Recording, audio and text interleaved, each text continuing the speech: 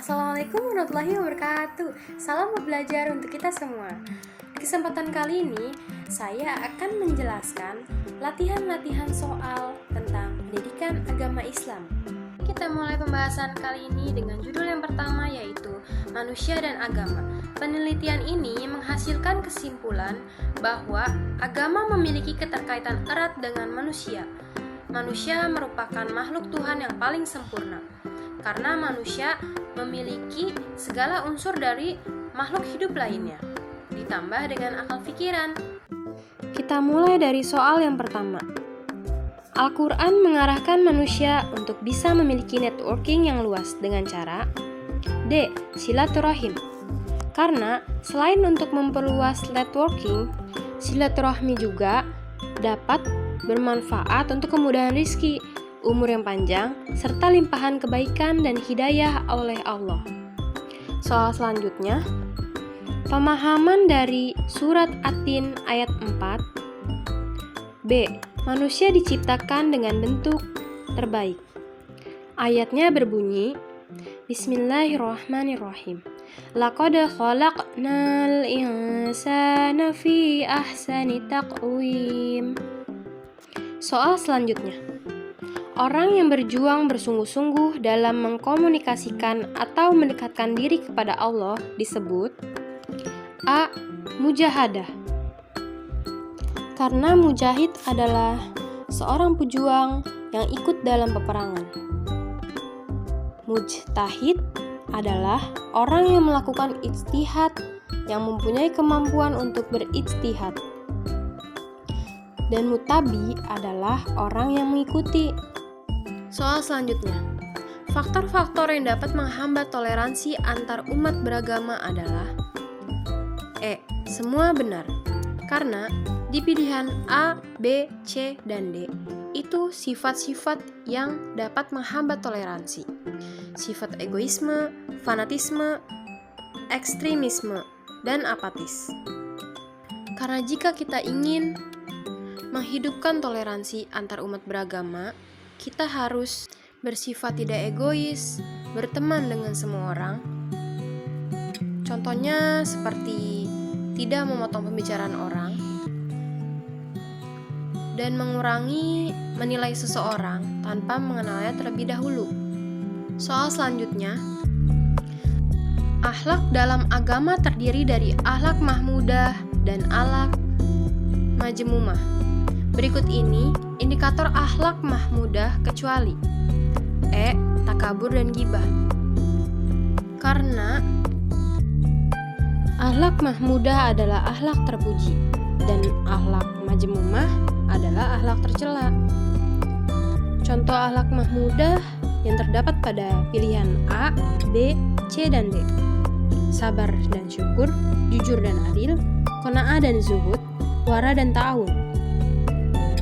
Contoh lain dari akhlak mahmudah adalah berbicara sopan dengan orang yang lebih tua, selalu rendah hati dan tidak sombong, membantu orang lain yang membutuhkan pertolongan.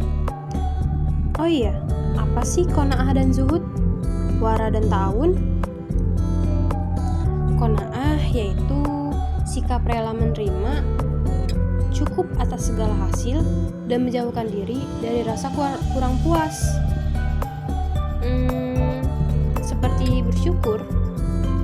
Zuhud yaitu mengalihkan kesenangan dari sesuatu kepada sesuatu yang lebih baik.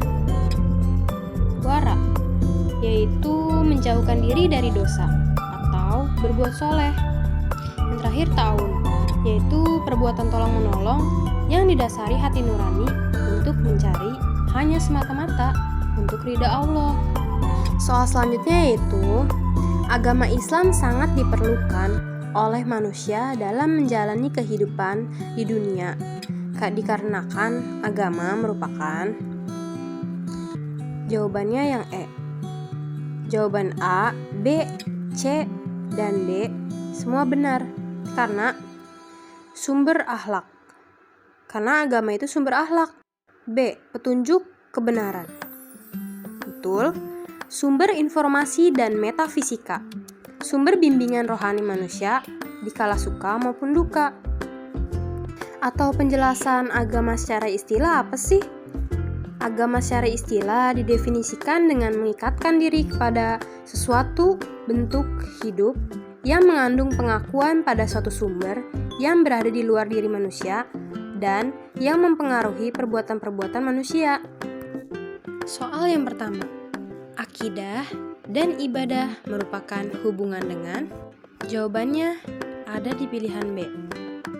Hubungan manusia dengan Allah. Akidah itu berarti iman atau semua sistem kepercayaan, keyakinan bisa dianggap sebagai salah satu akidah. Seperti ikatan, kepercayaan yang kuat dalam diri seseorang terhadap dengan apa yang ia imani.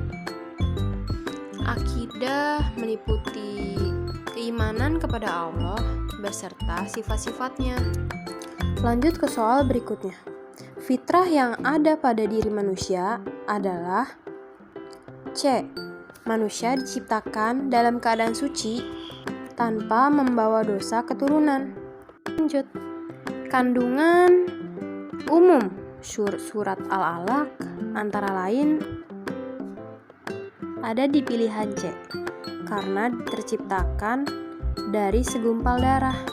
Itu ada di surat Al-Alaq ayat 2, yaitu artinya Dia telah menciptakan manusia dari segumpal darah. Soal selanjutnya yaitu unsur-unsur penciptaan manusia adalah ada di pilihan C, tanah, ruh, qalb, dan akal. Soal yang pertama, nilai-nilai etika harus diletakkan sebagai C. Landasan pertimbangan tingkah laku. Karena etika mengajari seseorang untuk sadar dalam bertindak. Dengan kesadaran itu, seseorang akan mengetahui hal-hal yang harus dilakukan serta menghindari hal-hal yang tidak boleh dilakukan. Soal selanjutnya. Suatu ilmu yang membicarakan masalah perbuatan atau tingkah laku manusia, baik buruk, disebut A. Etika. Lanjut ke materi ibadah. Jenis ibadah terbagi menjadi berapa? Jawabannya E. 2. Ibadah madah dan ghairu madah. Ibadah madah adalah ibadah yang umum, ghairu madah adalah ibadah yang khusus. Apakah maksud ibadah khusus?